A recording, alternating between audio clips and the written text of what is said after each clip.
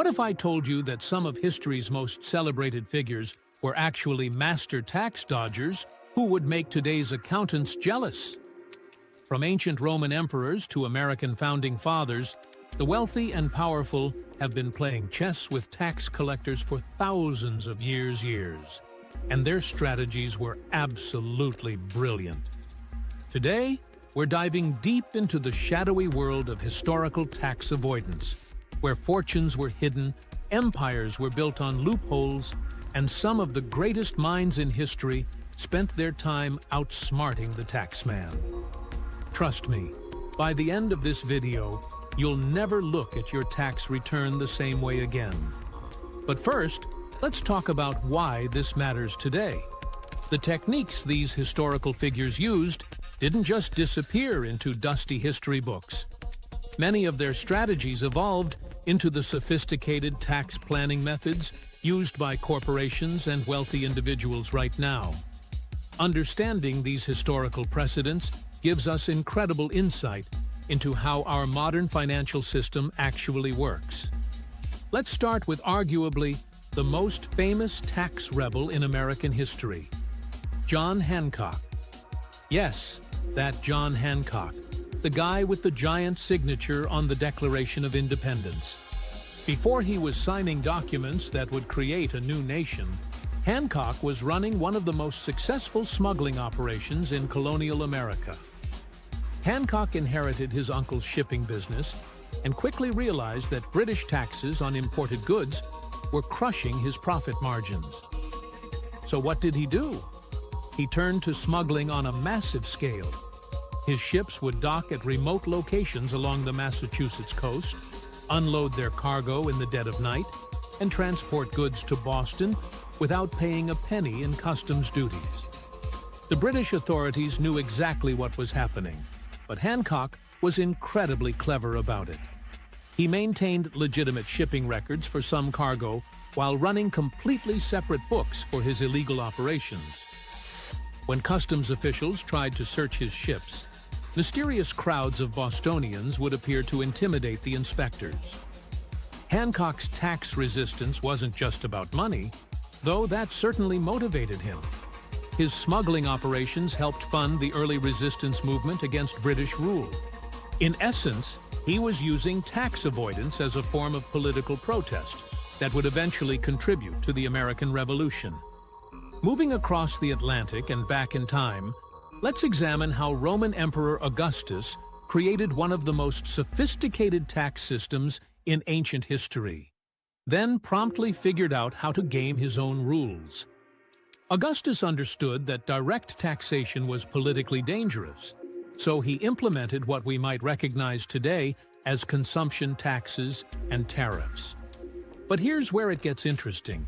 Augustus and his inner circle systematically exempted themselves from many of these taxes through a complex web of legal privileges and ownership structures. The emperor would technically own vast estates and businesses through intermediaries and family members, making it nearly impossible for tax collectors to determine his actual wealth. He also established special legal categories for imperial property that were conveniently exempt from most taxation. Even more clever was Augustus's use of what we might call today offshore banking. He kept significant portions of his wealth in territories that were technically outside the Roman tax system, accessible through trusted agents who could move money without creating official records. Now, let's jump forward to medieval times and explore how the Catholic Church became perhaps history's most successful tax-avoiding institution. The Church didn't just avoid taxes.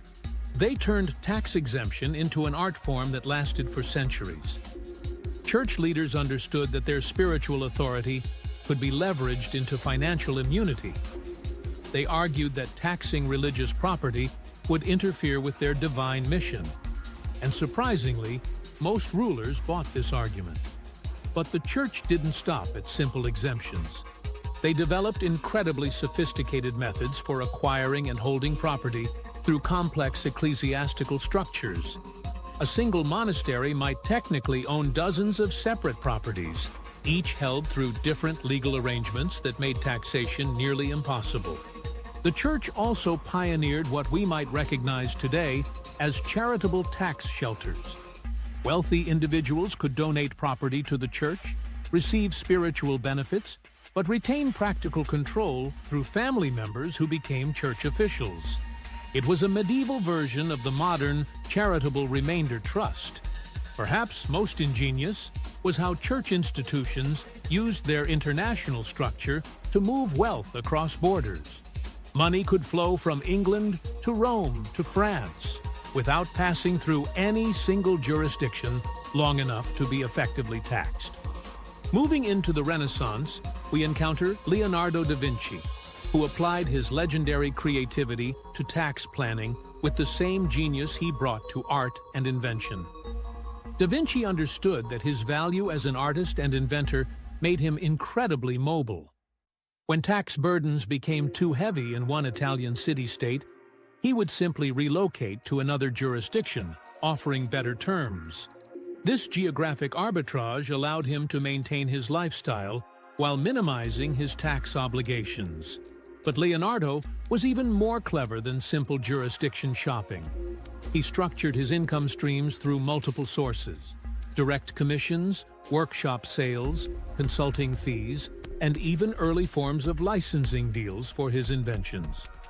By diversifying his income types, he could take advantage of different tax rates that applied to various categories of earnings. Leonardo also pioneered what we might call intellectual property tax planning.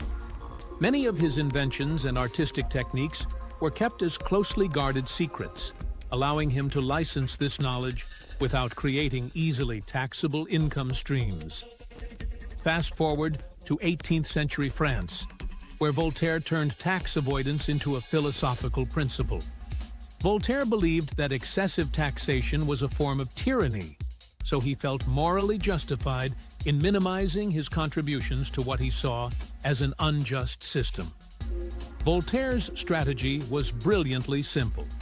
He invested heavily in tax-exempt government bonds and securities that provided steady income without direct tax liability. He also purchased multiple properties in different jurisdictions, allowing him to claim residence wherever tax treatment was most favorable. Perhaps most interesting was Voltaire's use of what we might call reputational arbitrage. His fame as a writer and philosopher made him welcome in courts across Europe, where he could negotiate special tax privileges in exchange for his intellectual contributions and social prestige. But let's talk about Benjamin Franklin, who might have been the most sophisticated tax strategist of his era. Franklin understood that the key to tax optimization wasn't avoidance, but rather strategic timing and structure. Franklin built his wealth through multiple income streams: printing, publishing, real estate, and various business partnerships. But he was incredibly strategic about how he structured these ventures. Many of his businesses were organized as partnerships or early forms of corporations that provided liability protection and tax advantages. Franklin also pioneered what we might recognize as retirement tax planning. He systematically reinvested profits into appreciating assets rather than taking taxable distributions, allowing his wealth to grow while minimizing current tax obligations. Even more impressive was Franklin's understanding of international tax arbitrage. His diplomatic career allowed him to maintain residences and business interests in multiple countries, enabling him to optimize his tax situation across different jurisdictions. What makes these historical figures so fascinating isn't just their creativity, but how their strategies reveal fundamental tensions between individual wealth building and government revenue needs that persist today. These historical tax strategies teach us that the wealthy have always found ways to preserve their resources, regardless of the legal framework. The specific techniques evolved, but the underlying principles remained constant: diversification, jurisdiction shopping, timing optimization, and structure sophistication. Understanding these historical precedents helps us recognize that modern tax planning didn't emerge in a vacuum. Today's complex strategies have deep roots in techniques developed by some of history's most brilliant minds. The lesson isn't necessarily that we should emulate these figures, but rather that we should understand how tax systems really work in practice, not just in theory. The gap between written law and actual enforcement has always created opportunities for those clever enough to exploit them. What's your take on these historical tax strategies?